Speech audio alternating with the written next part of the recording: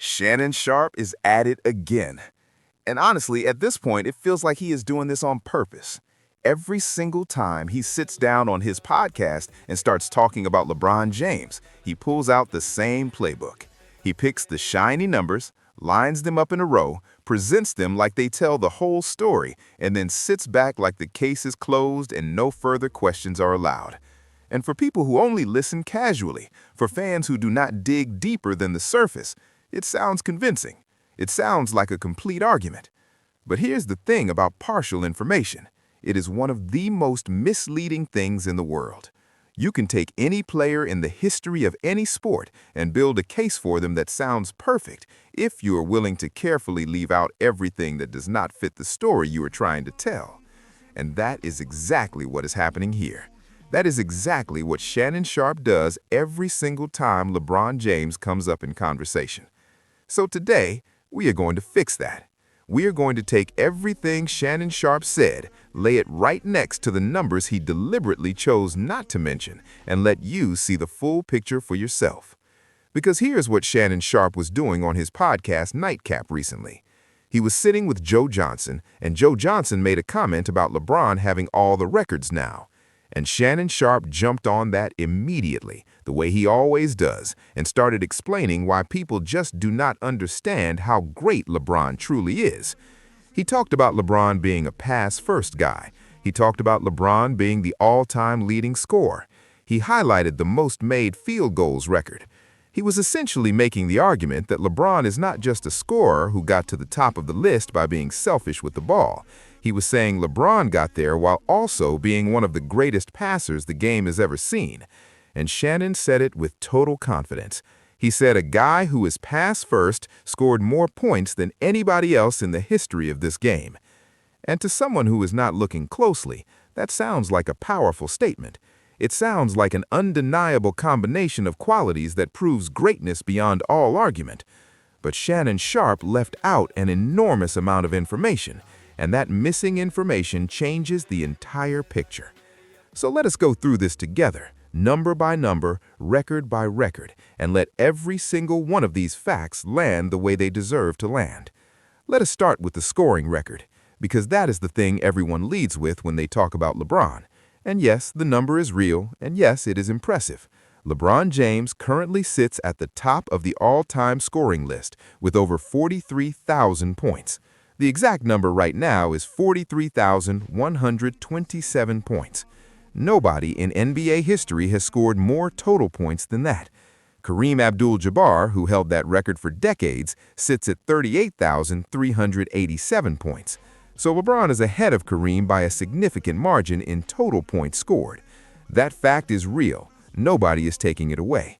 When Shannon Sharpe puts that number on the table, he is not lying. LeBron James is the all-time leading scorer in NBA history. Now let us look at field goal attempts. This is the number that changes everything about the field goals made conversation. LeBron James has attempted 31,285 field goals in his career. Kareem Abdul-Jabbar attempted 28,307 field goals in his career. So let us do this math together right now, because this is important and you need to hear this clearly. LeBron made about the same number of field goals as Kareem. In fact, he is only 5 made field goals ahead of Kareem. 5. But to make those same number of field goals, LeBron needed almost 3,000 more shot attempts than Kareem needed. Read that again. LeBron James made basically the same number of field goals as Kareem Abdul-Jabbar, but had to take nearly 3,000 more shots to do it. That means Kareem was dramatically more efficient as a scorer. Kareem was making shots at a higher rate. Kareem was getting better results with fewer opportunities. So when Shannon Sharpe stands up and says LeBron has the most made field goals in NBA history, that is technically true. But what he is not telling you is that LeBron had to shoot the ball nearly 3,000 more times than Kareem just to end up at practically the same exact number of makes. That is the context that changes the entire narrative. And it gets even more revealing when you look at the record that comes directly out of all those missed shots. LeBron James is the all-time leader in missed field goals in NBA history. Not close to the leader, not second, not third, the undisputed number 1. He has missed 15,443 field goals in his career. That is more missed shots than any other player in the history of this sport. The player in second place for career missed field goals is Kobe Bryant, who sits at 14,481 missed shots. So LeBron is ahead of Kobe by almost 1,000 missed field goals, and Kobe himself was heavily criticized throughout his career for being a high-volume shooter who sometimes fired up too many bad shots. Kobe was called a ball hog. Kobe was called a black hole who held the ball too long and forced things. And even Kobe, with all of that criticism attached to his shooting habits, is still almost 1,000 missed field goals behind LeBron. Let that sink in for a good long moment, because this is not a record Shannon Sharpe is going to bring up on Nightcap. This is not a number he is going to present proudly. This is the other side of the scoring record that the media and the people who are protecting the narrative around LeBron will never voluntarily put on the screen. And here is another thing worth pointing out about that missed shots record. Nobody is catching LeBron in that category. It is not even close. The gap is so large that it would take another player an extraordinary amount of time and shots just to get into the conversation. LeBron James will hold that record as long as anyone who is currently alive will be watching basketball. It is his, completely and without question. Now, is that a record Shannon Sharpe is going to bring up the next time he talks about LeBron's all-time field goals made? Of course not, because that does not fit the story. That does not help build the case he is trying to make. And that is the whole problem with the way LeBron is covered by the people closest to him in the media. Now let us move on to another category that deserves serious attention: turnovers. Because when Shannon Sharpe talks about LeBron being a pass-first player, when he makes the argument that LeBron's greatness as a passer is part of what makes his scoring record, That is the most turnovers any player has ever committed in the history of the NBA. Now, before anyone says, well, of course he has a lot of turnovers because he has played so many games, let us look at this more carefully, because the comparison numbers here are genuinely eye-opening. Vince Carter is a player who played 65 fewer games than LeBron James. 65! That is not a massive difference in games played when you are talking about careers that span 20 or more years. Vince Carter finished his career with 2,590 total turnovers. LeBron James has 5,650. So a player who played basically the same amount of time, only 65 fewer games, a player who was primarily a wing scorer and not a primary ball handler driving the offense every single night, finished his career with roughly 3,000 fewer turnovers than LeBron. 3,000 turnovers fewer, in essentially the same amount of games. Now, Shannon Sharpe wants to say LeBron is a pass-first guy. Shannon Sharpe wants to praise the vision, the decision-making, the basketball intelligence. But the turnovers record sits right there as the other half of that story. Yes, LeBron passes the ball a lot, but he also gives it away more than any other player in the history of the sport. And those two things are connected. You cannot celebrate the assists without honestly acknowledging the turnovers. They are part of the same behavior pattern. They are both results of how aggressively and how often LeBron touches and moves the ball. And when you are committing turnovers at the rate LeBron has committed them over his career, the idea that his passing is elite enough to be a defining feature of his greatness starts to look a lot more complicated. Let us go deeper on the turnovers, because there is even more here that deserves attention. LeBron James is 10th all-time in turnovers per game, sitting at 3.5 turnovers every game he plays. Now, you might think that is understandable given how much he handles the ball, but here's the comparison that matters. Michael Jordan averaged 2.7 turnovers per game. And here's the critical part of that comparison. Jordan had a higher usage rate than LeBron. What that means is the ball went through Michael Jordan's hands more often, on more possessions, in more critical moments of the game than it did for LeBron. Jordan was the primary option on offense more consistently than LeBron has been across his career. And yet, despite the ball going through his hands constantly, despite being the focal point of everything his team ran on offense, Jordan still managed to commit fewer turnovers per game than LeBron. If you took Jordan's usage and applied LeBron's turnover rate to it, the number would look even worse. Jordan is not even close to the top. You are not going to see that number highlighted on ESPN. You are not going to see that in the tribute packages or the highlight reels. But it is there. It is real. And it is part of the complete picture that the media refuses to show. Now let us take a step back and talk about the biggest argument that the people who defend LeBron's records always fall back on. And it is an argument that has some truth to it, which is what makes it worth addressing honestly. The argument is longevity.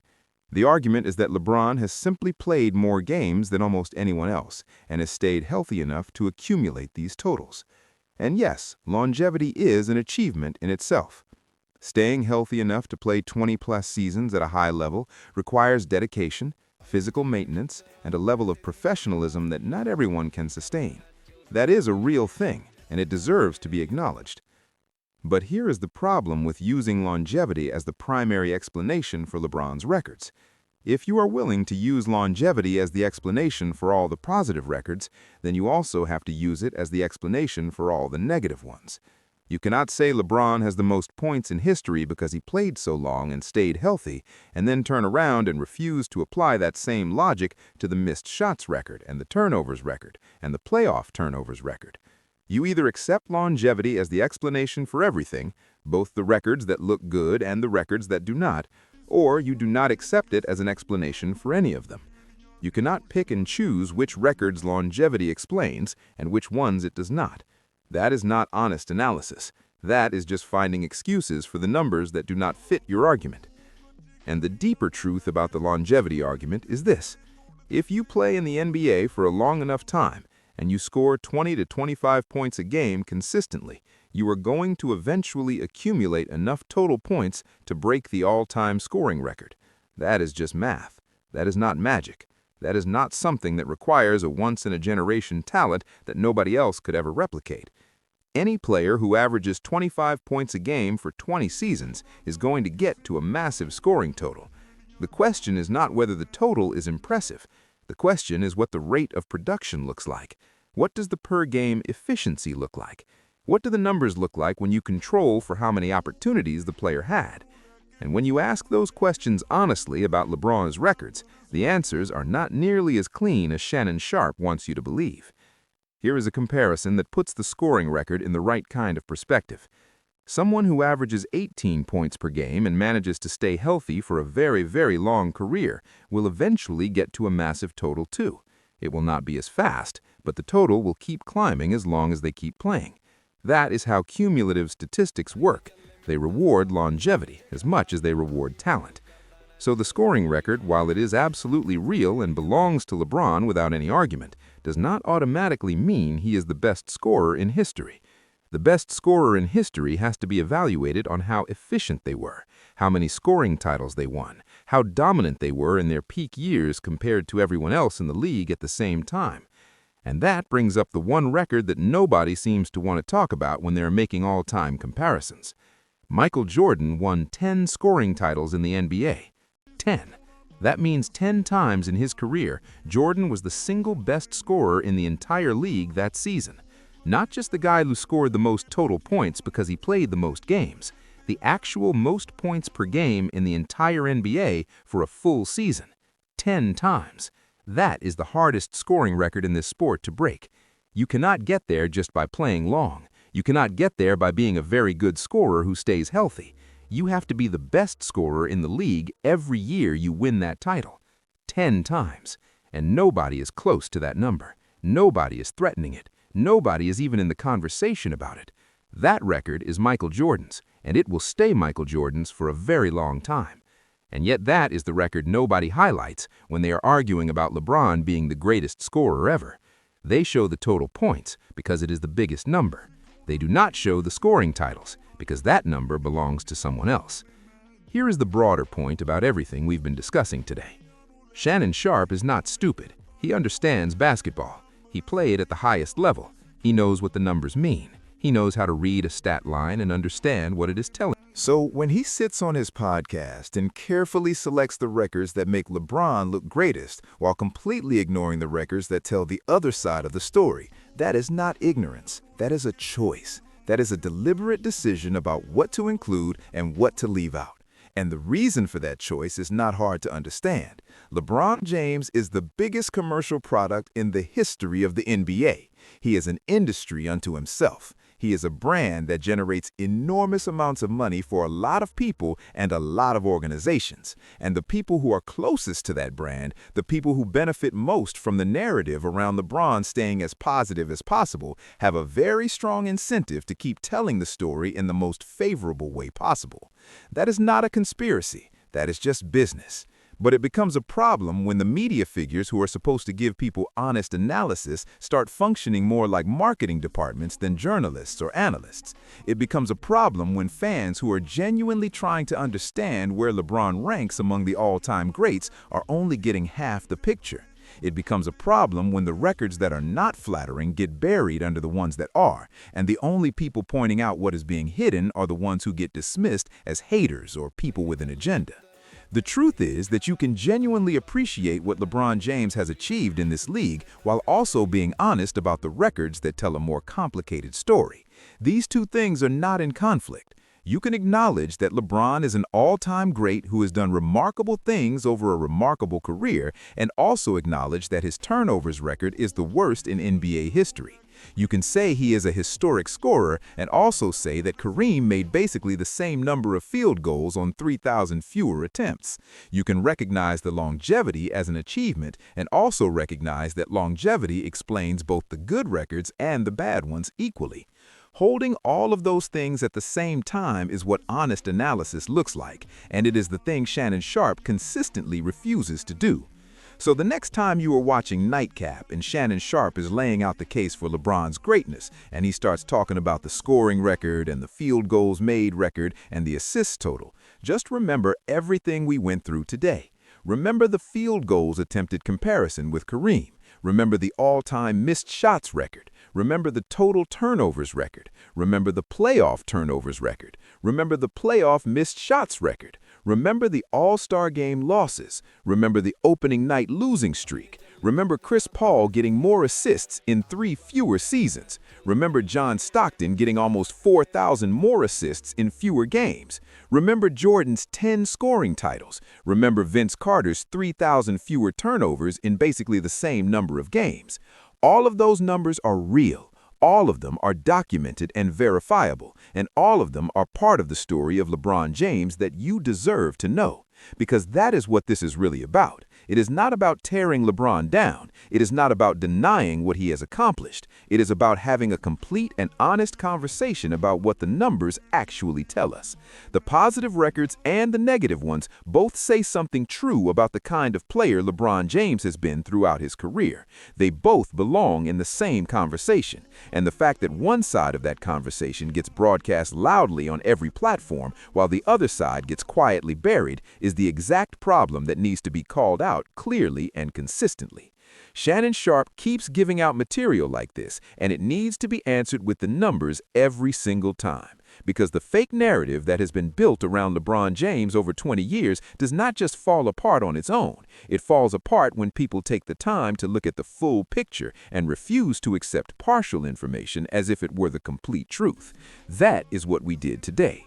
That is what this conversation is always going to be about. The full picture, every number, both sides of the story, and let the facts land exactly where they are supposed to land. Drop your thoughts in the comments below.